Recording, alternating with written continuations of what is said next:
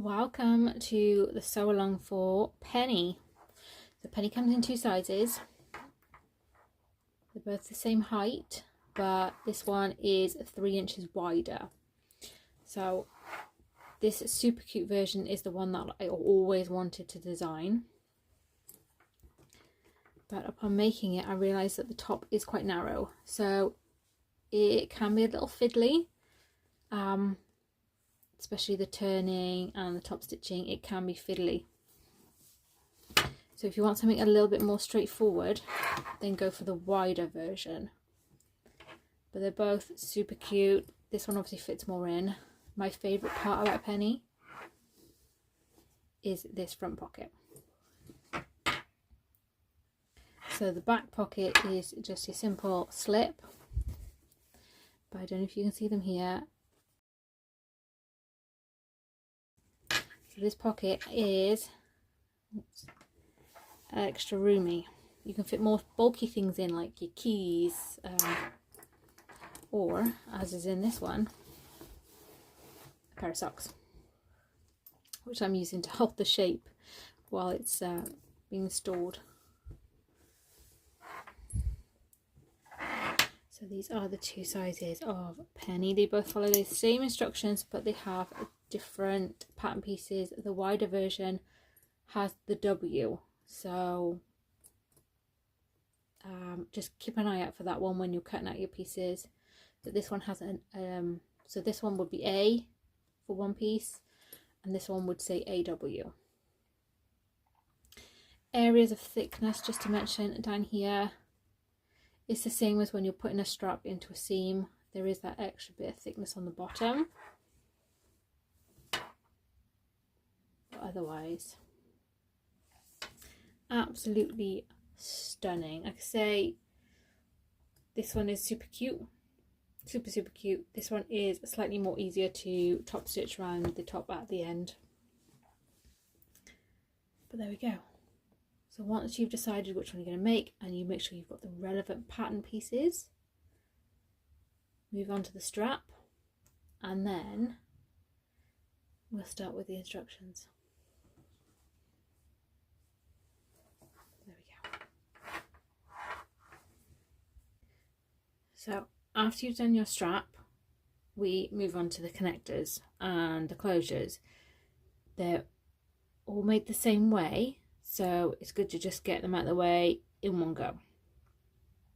It's got 3 long ones of the same length and 1 short one. And what you'll do is, we need to fold them. If you have fabric that you can press, you fold it in half first to find a long centre line, and then bring your long raw edges in to meet that centre line and give it another press. As we have faux leather, I have drawn my long centre line, and then I'm using double-sided tape to bring these long raw edges in.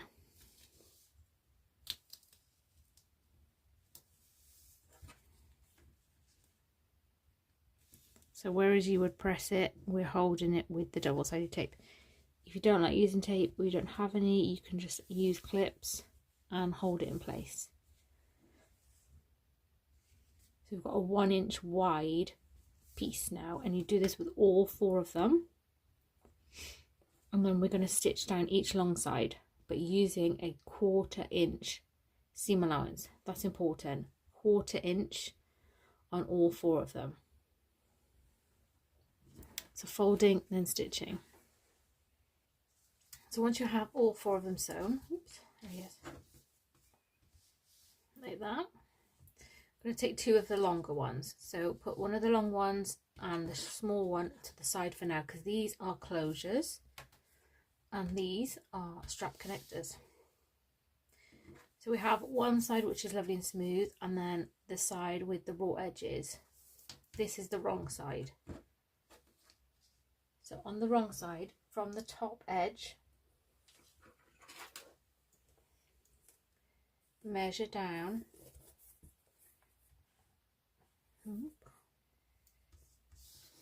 5 inches.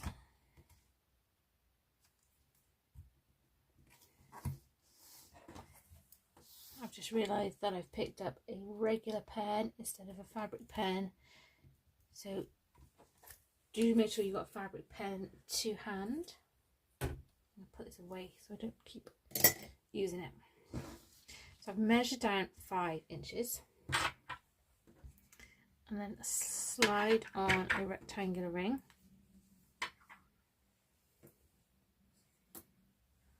I'm just using a little piece of double-sided tape.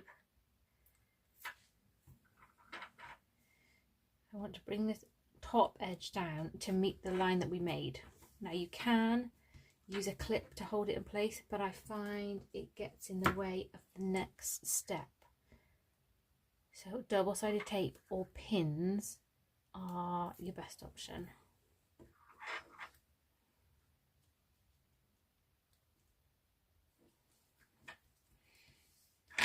Here are our strap connectors. Just have a little looky look, check that they're the same height, and they are. Over our outer side pieces, in the instructions we are doing one at a time, but I don't think I need to do that in the video, so I'm doing them both at the same time. So again, I'm going to use double-sided tape. You can use pins or whatever you wish.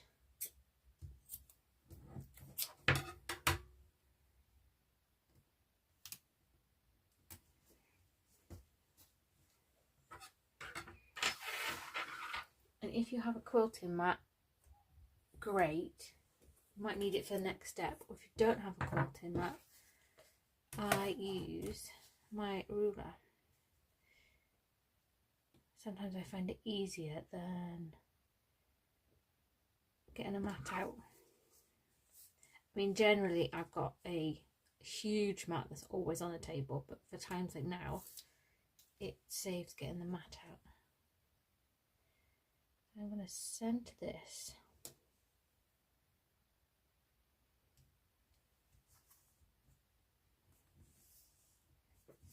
on the side piece. So I've got the tapered edge at the top, and that is nice and centred.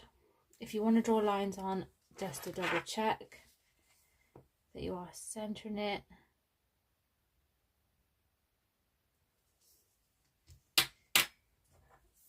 I've done these so many times, I'd like to think I've got a good eye for seeing it. I've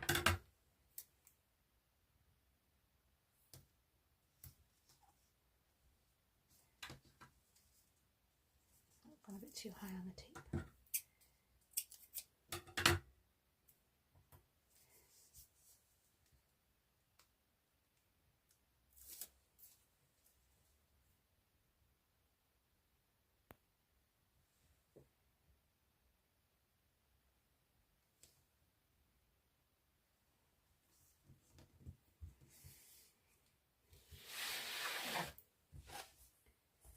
Now what we're going to do is stitch these together. But first off, I'm just going to draw a little guideline, which is 3/4 of an inch below the folded edge.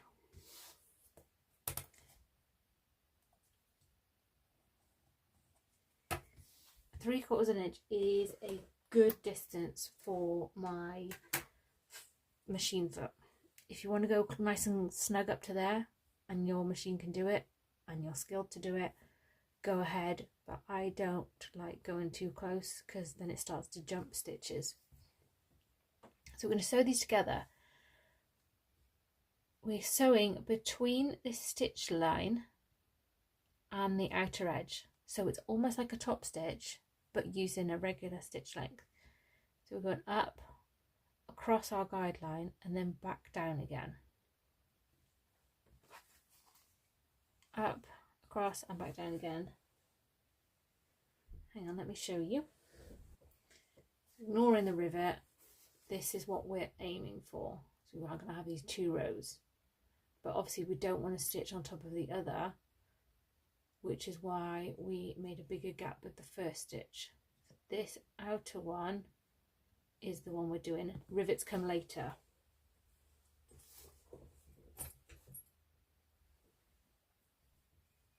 So go ahead and sew these together. Like that. So hopefully you can see that. I've got my 2 rows of stitching, but the one that we just did went on the outside. Again, if you're adding rivets, don't add them yet. We'll do that after these are placed on foam, because then we can rivet it to the foam for strength. Once you've made your side pieces, we can make the outer gusset. I hate that word. I need to come up with a new word. So, base piece, outer base, right side up. Grab one of these and flip it to the end. You want to make sure that the sizes match. If it looks like that, no, that's wrong. So make sure that the sizes match, and we're going to sew them together using a regular seam allowance. Clip them together first if you wish, like so, and then pull them apart. And the seams, or the seam allowances, need to be facing towards this base piece. And then what we're going to do is top stitch alongside. If you want to add a second row just so it matches this double row of stitching, go ahead. That's what I'm going to do, just so it's all matchy. I'm going to do 2 rows, but 1 is perfectly fine. Yep, I've done 2 rows, and then all I'm going to do is exactly the same on this side. So right side together, make sure that the sizes match up.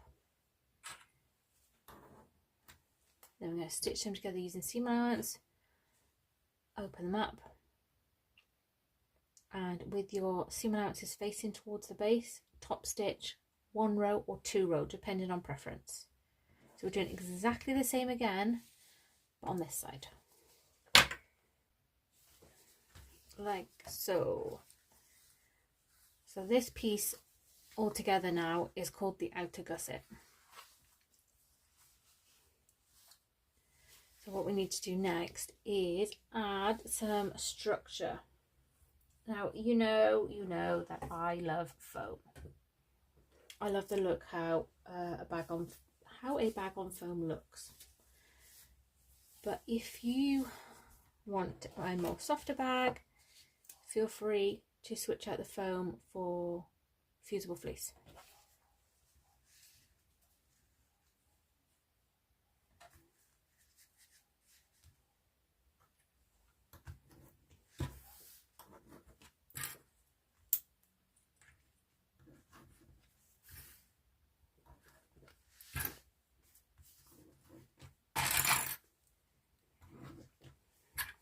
Just do this a moment. So ideally what you would do now is you would have a big piece of foam and you would be placing your finished gusset, outer gusset, your flap, and then your 2 outer body pieces. This is the accent flap, and then your 2 outer body pieces onto the foam. Then you cut around them like we've done here. I've clipped them together, and before we stitch them, your fabric to the foam, you just need to remove some bulk from the corners. So I'm just pulling it back and I'm cutting a bit off. Do this carefully, don't cut your fingers off. I'm just cutting a chunk off so that when, you know, this bit's sewn to this bit, we don't have any extra bulk in the seam allowances that we just don't need there. So I'm doing this on every pointy bit. So I've done it at the top of the outer gusset, 2 outer base pieces, not outer base, outer body, goodness me. And then I'm just going to quickly do it on the flap because it is quite a wide flap and it's near the seam. So it's just those 4 pieces, and then I'm going to sew them together using a nice long stitch at a rough 1/4 inch seam allowance. So you want it, so we sew things together at 3/8, and you want to take off as much excess as possible from the seams. We'll do that after. So a 1/4 inch is a nice good width. So sew them, and then I'll show the next part. So I've gone ahead and I've sewn them together. So the foam to the fabric pieces, and then I've just started trimming the excess from the seam allowance. So there you can see the fabric, and I've cut the foam off, and I've cut it real close to the stitches. And all I do is I've got a pair of scissors. They're not sharp. Blunt scissors are not sharpy ones. Like these ones are, I find, useless for foam because they keep sticking in the foam. But ones like these are perfect. So I just lift up the foam and I just literally just trim it away.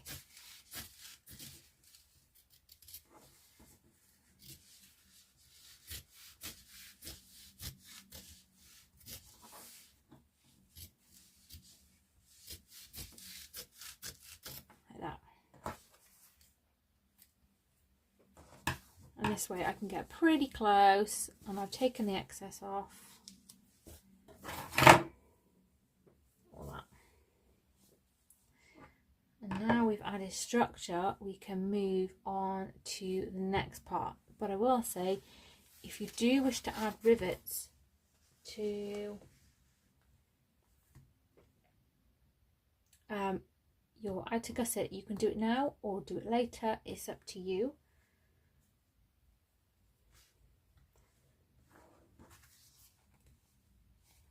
I'm just trying to figure out where I put my thingy. Hang on.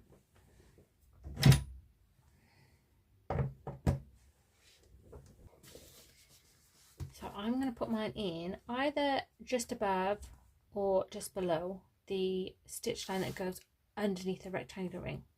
Depends on how much room you've given yourself. So we're adding a bit of support, which is good for, especially for thicker fabrics.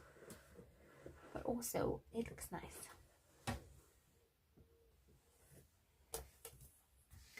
I'm going to go a 1/4 inch below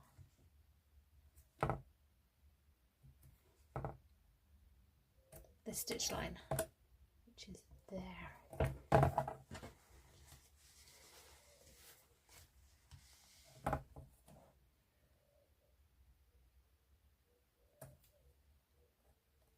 I don't know if you can hear those wood pigeons, they're so noisy.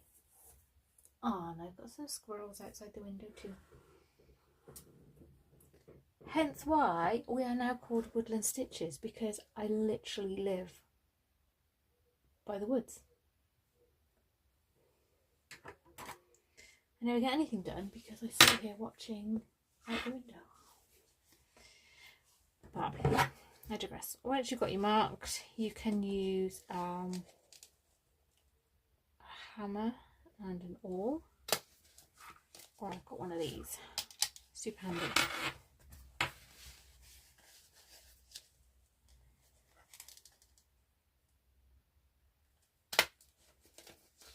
Now, if you've used fusible fleece and you want to add rivets, you will need more support. So you will want a scrap of heavy interfacing like Peltex or Decaville to add behind your rivet. I'm quite confident in my stitches and the rivet. Plus, this is not a bag like a handbag where you would pull it out. This is a pull up on the ring. Handbags, you tend to yank things around, you know. So I'm quite comfortable in the foam. But if you wish to add stabilizer to the back, please feel free to. And then if you have a setting tool, use that. I've got a giant press, so I will do that off camera. But rivets,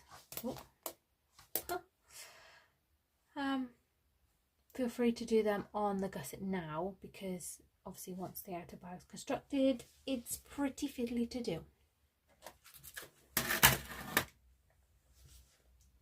So we can move on to some actual construction stuff now. So put all your bits to the side, leave on your outer bodies,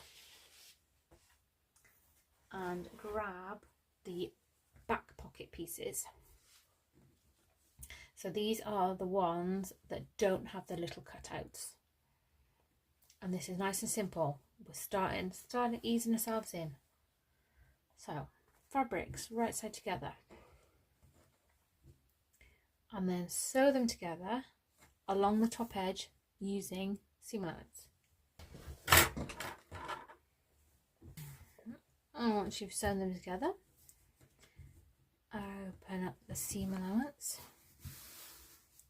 Give that a press first, if your fabric allows, and that will help with the fold, because we're then going to fold them wrong sides together and then give them another press. So do that if your fabric allows. Like that. And then all we're going to do is top stitch along the top row. If you want to add 2 rows of stitching like we've done in other places, so it matches, go for it. I'm just going to add the 1 because you can't actually see the top stitching on this fabric, which I'm quite grateful of, because I don't like top stitching on canvas. It's the thicker weave. So I'm just going to do 1. Right, so you can't really see it, so you just have to take my word for it that I've done it. If you want to now, you can baste around this pocket to help with the next step. I'm going to be cheeky and I'm not going to bother, because I am confident that I can do this. So as I've just done, I've laid the pocket on top of the outer body with the accent fabric facing up, and I'm just going to check that it's leveled with my quilting ruler. There's nothing like a wonky pocket. No, actually that's pretty good. So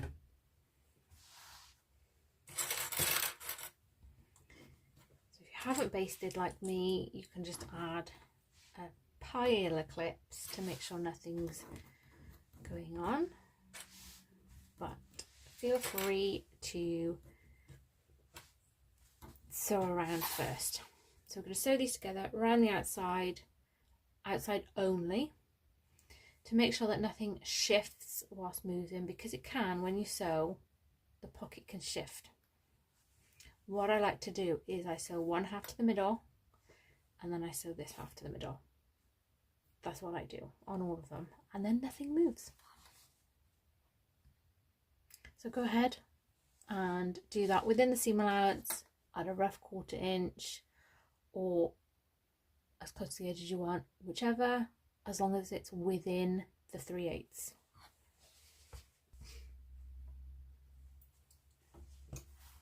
So I have sewn them together. What I'm going to do, I've got a little bit of pocket extending past the outer body.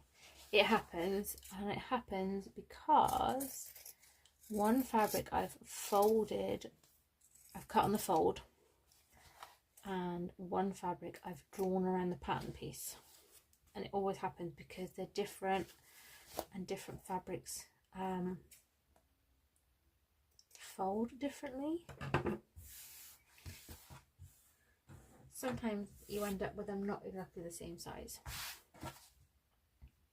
But that is your back panel finished. So we can move on to the front pocket. And to start with, it's exactly the same process. So we've got these two pieces, right sides together, and sew them together along the top edge using seam allowance.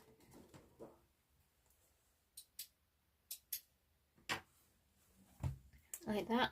And then same as I did before, open it up, press if your fabric allows, then refold and give it another press like that. And same again as we did with the back pocket, we're going to top stitch along the top, one row or 2 rows, whichever is your preference. Again, I'm going for 1 because you can't see it. So yeah, you can't see my top stitching, but it's there. So next step is to sew up these darts, we're calling them. So you fold the fabric, take one of them first, fold the fabric,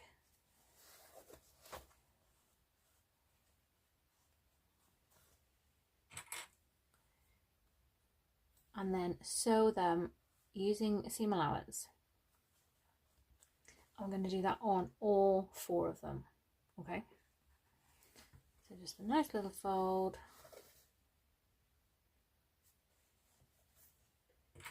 and then sew them together. There we go, I've sewn them up, I'm just going to trim them.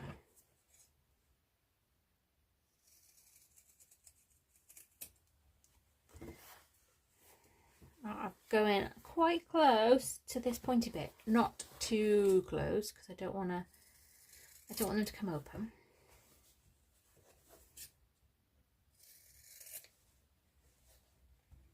Oops.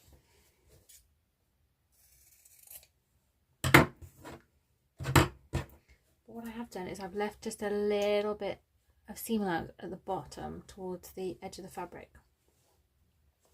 So I've got something to open.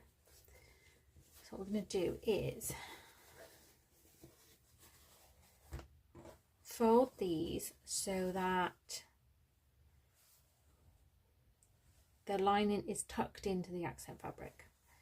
The lining will come past the accent fabric like this, but don't worry, we're going to trim it off after. It's the thing, it's like stacking bowls. And this all depends on the fabric you've used as to how much wants to tuck away. But what I'm doing is I'm going to open up the seam allowances and I'm tucking these corners together. I'm not stressing too much if any fabric goes past, and then clipping.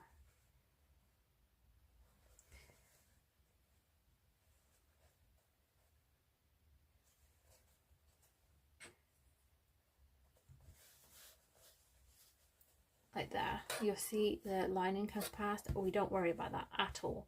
And when we're sewing it, so we're going to baste around the outside now. I'm going to do it in this curve shape. I'm not going to try and make it flat in any way. I am going to sew in this curve shape. And doing this first and then trimming off the excess is the reason why we don't add the connector first, because if I try and force these edges together, you'll end up with like a bunch of fabric here and it will be bunched up on the lining. And like I said, depending on which fabric you use, you never know what it's going to look like. So I've matched at those corners. If you want to add more clips in, feel free, but we want the fabrics to look smooth. That is our goal.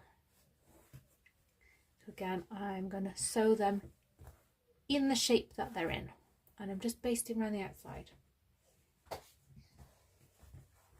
like that. So when they're tucked, it still looks nice and smooth, and then I'm just going to go ahead and trim off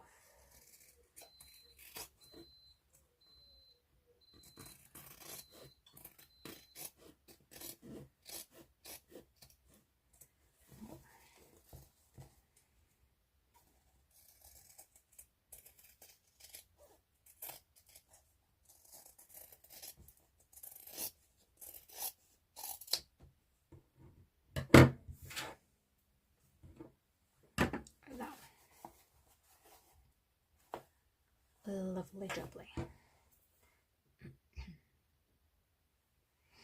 Now grab your smallest of the closure pieces that we have left. So we had one longer one, which is for the flap, and we have one smaller one here. Now you might have a triangular ring like mine, or you might have a D-ring. I'm just going to slide it on, and then with the raw edges, which has this, you can see the raw edges here, I'm going to fold it together and just baste along the edges just to hold it for the moment. There we go. So I've just basted the edge to hold it for the second. Now you can gently fold this in half if your fabric allows. Just matching up the folds. I'm finding the pen right in front of me, the center, which is there. I've not marked it on the other side because I won't be able to see it without fabric. And then all I'm doing is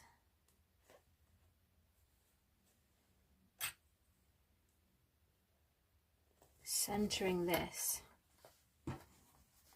on the pocket.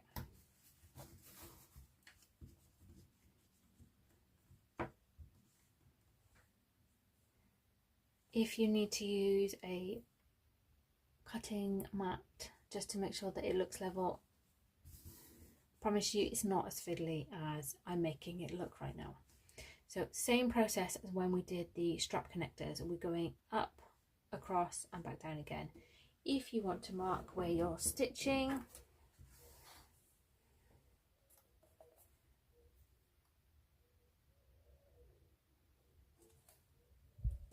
feel free.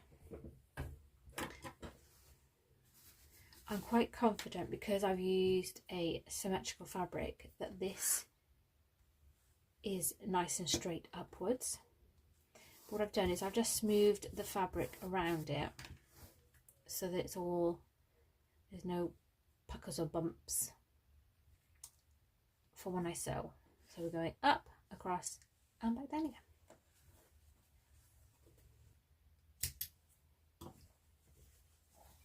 Like that. If you want to add a rivet, feel free. You can do one so that it matches with the rest of the bag, because I will be putting a few just odd rivets in.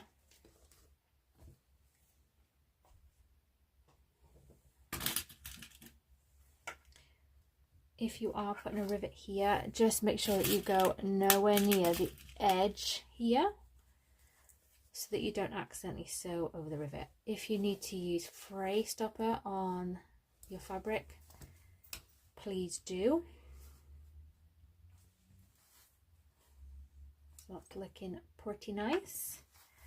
I'm going to go and press that off the screen because, like I said, I've got a giant press.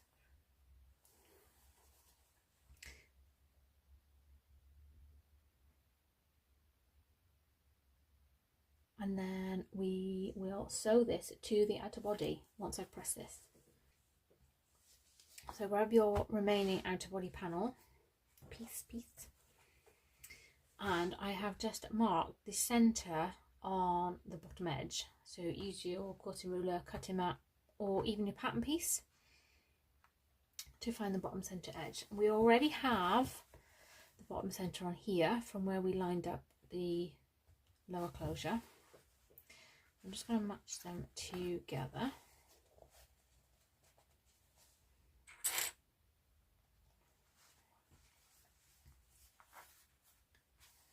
And then I'm going to work this around.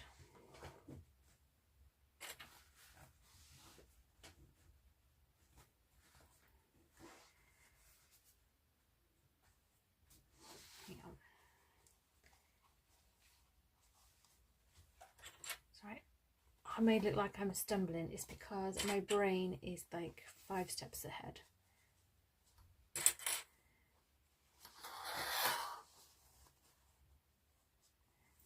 That's the thing about doing a video. My brain goes right in the next step and the next step.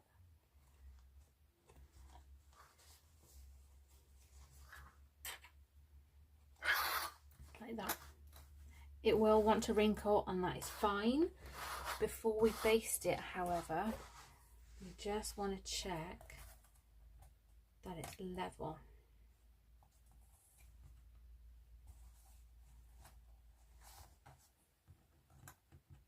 Might need to move some things around to make it level.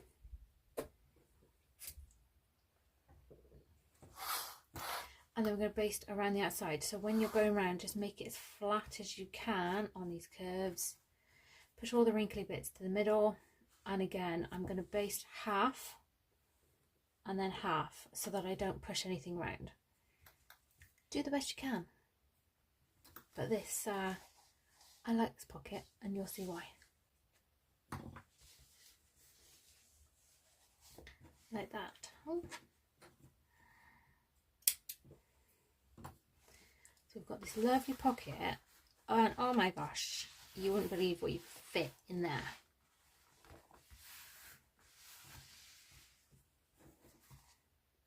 But that is your front panel done.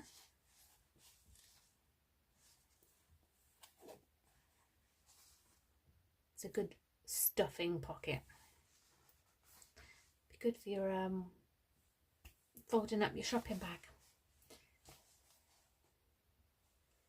And then we can move on to the flap.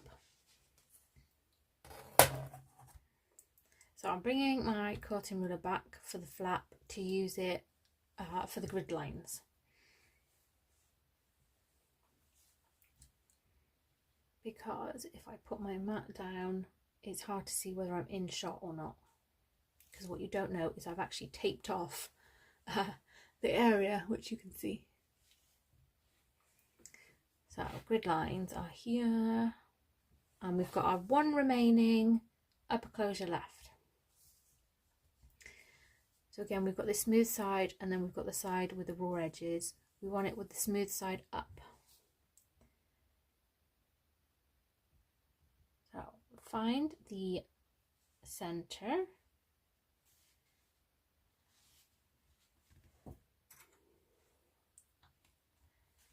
And then we've got this like overhang at the top. I am just going to add a clip in there.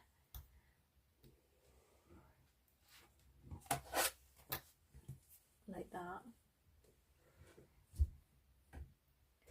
So it matches at the bottom, it overhangs at the top, but that's cool.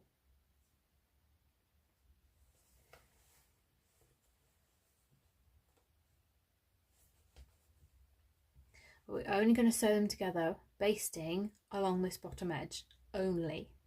Don't sew the top.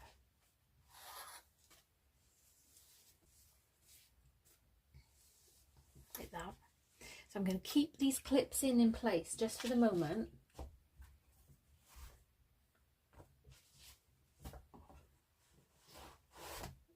And grab your flap lining. If you wish to add or draw on some guidelines for sewing, not with that ruler, because while that's a handy ruler, it doesn't have a 3/8 line. It's really frustrating.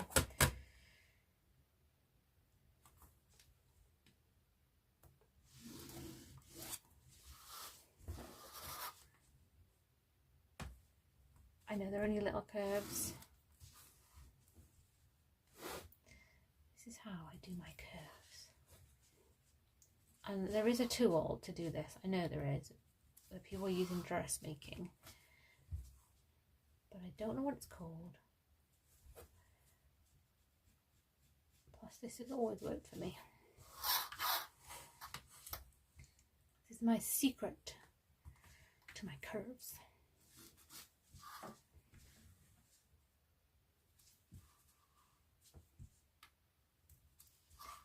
It is the little things that do pay off. I always draw the guidelines on for points, and especially not when I'm like constructing a bag, but for something like a flap where the curves are on show, you see them. I do like to make sure that they're just right. I've got this and this, right sides together, and just like any old flap, we're going to sew them together using seam allowance, but leaving the top edge open. So sewing in a nice U shape. Like that. So sew them together.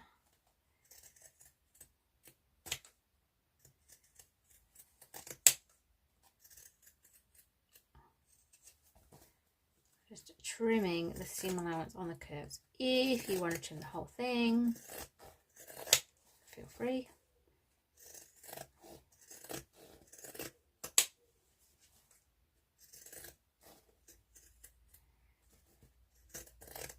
There, I've done it now. Oh, I made a mess.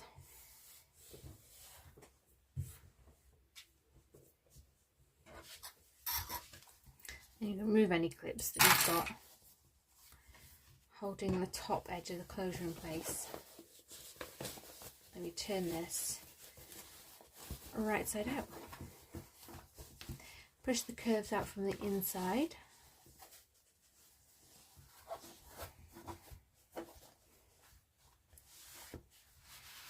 And then you can either press using heat or squish it with your fingers and hope for the best. I'm going to go and give that a press, but avoid touching the faux leather. Like that. And then with this down out of the way, we are going to top stitch all the way around the outside of this flap. I might just add a few clips in because the lining is trying to roll itself visible and I don't like that. So top stitch all the way around.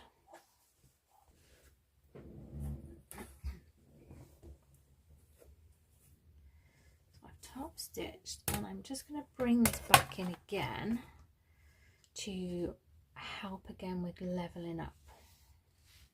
I'm just using my grid lines. And I've got my snap hook, so I'm going to put it on the end here. Actually, before I do that, before I even level anything up, I'm going to add a bit of double-sided tape.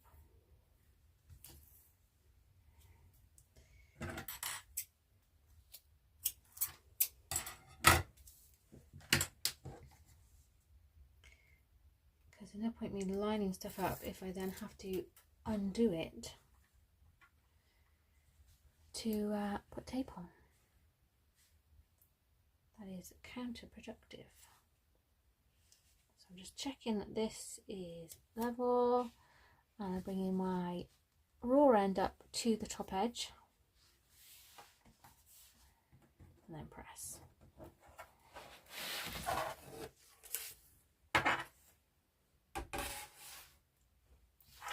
Mine looks incredibly wonky in the middle. Oh my god, I just did what I did.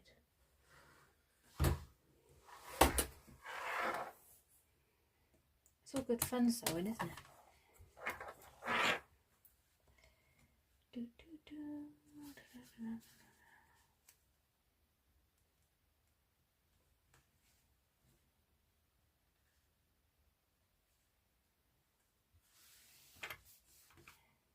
There, that looks better. We do need to check that that matches.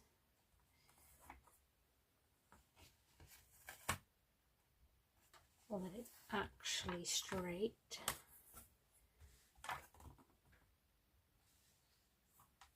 Please do.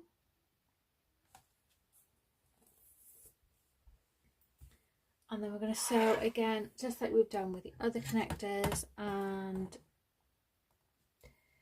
closures, but we're working from the top down. So again, we're stitching in between the edge and the sewing line we've got already. I'm going to go down, across and back up again. I've drawn my line 3/4 of an inch from the edge.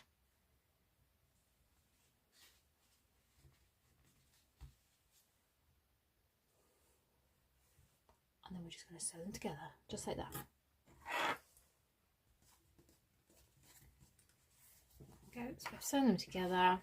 And then again, if you wish, because it matches the rest of the bag,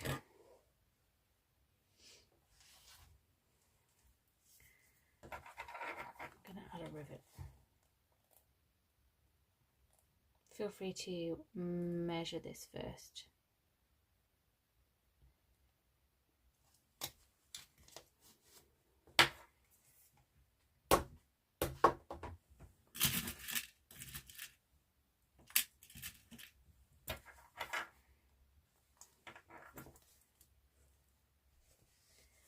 This one is quite nice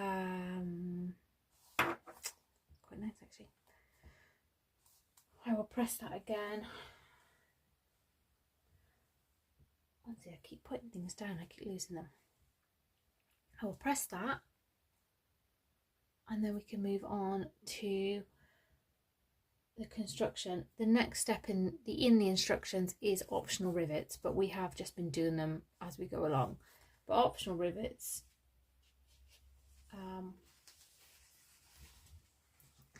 are for these ones and these ones.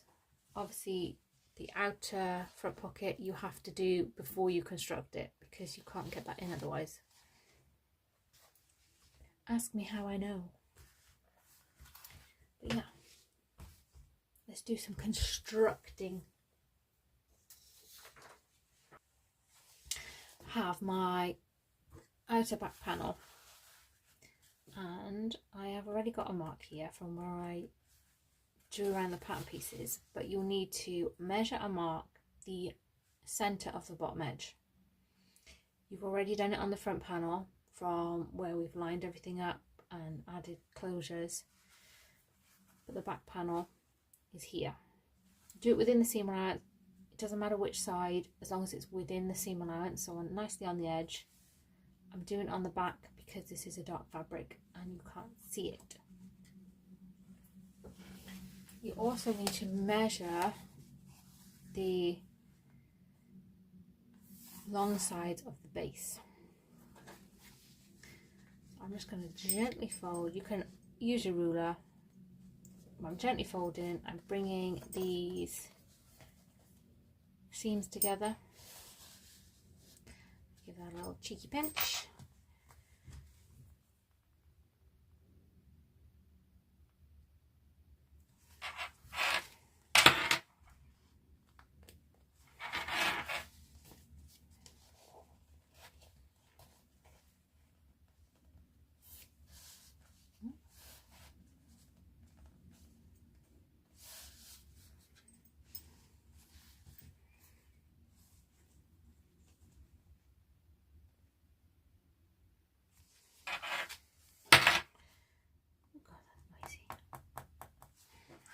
So, and this is the same as any other bag of this construction. So match up the marks that we've made.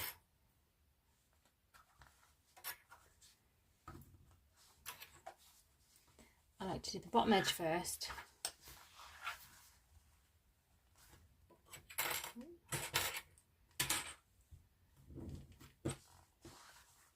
match the top corners. I put one there just to stop it flapping about. And then work into the curves. These are nice, easy curves. There's no fiddly curves on this one.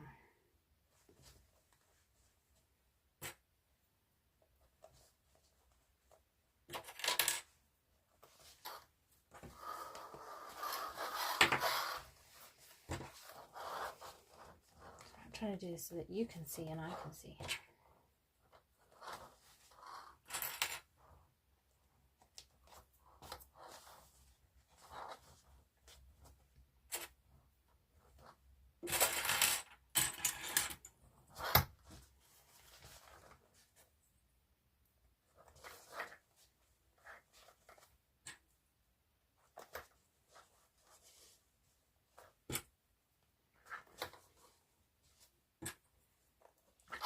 Sew them together around the outer edge using seam allowance.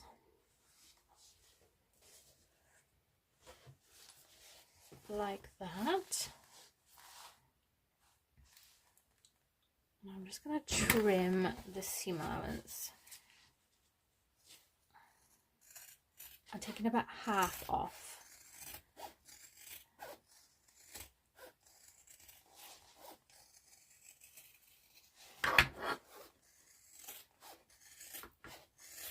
But what you don't want to do is, where we've got this seam here, try to avoid cutting that if you can,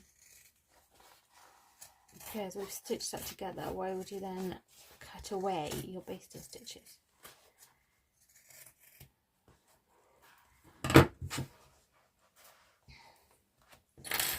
I've left these little tabs at the top so that when it comes to later construction I can open the seam allowances easier. Now we're not putting the front panel on yet, we're going to add the flap because I find it less fiddly, especially if you're doing the regular size version, because this is the wide. The regular size version has a very narrow top, so it is advised all sizes to do the flap now. So centre it on your back panel like so, with the lining fabric showing. So you've got your accent fabrics together. And then you're just going to baste across the top edge. Once that's basted in, we can add the front panel. So just do what you need to do with that. Keep flapping around. So again, match up your marks.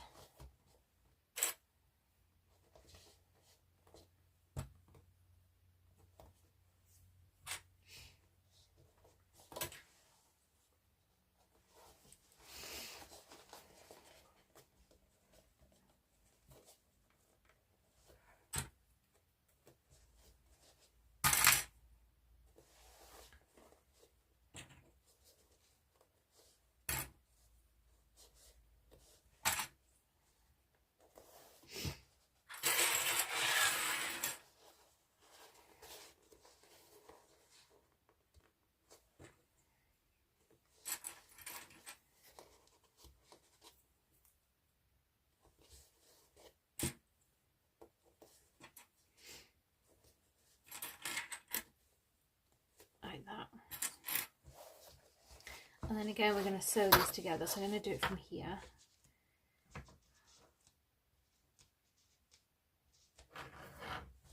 Like that. I'm going to sew all around the outside, and then we've got this top edge open here. And then again I am just trimming that seam allowance down half, avoiding any actual seams. What I'm not going to trim off though is where the lower closure is, and I'll explain why now.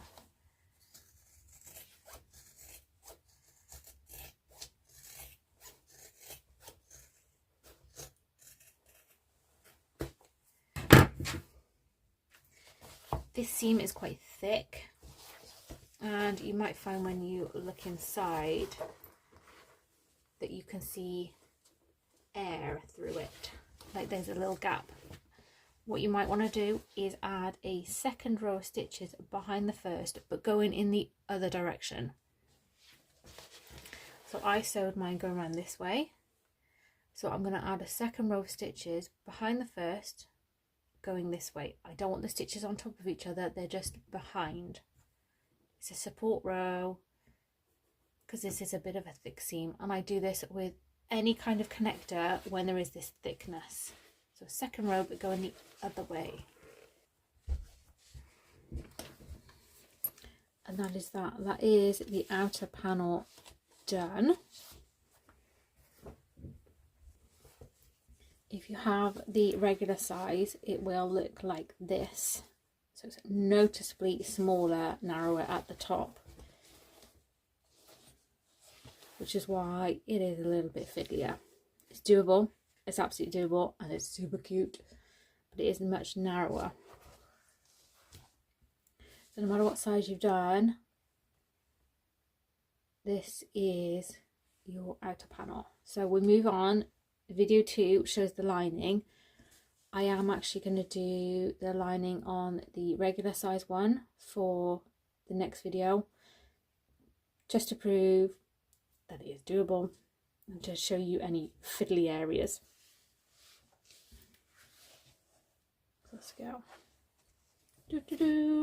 See you in part 2.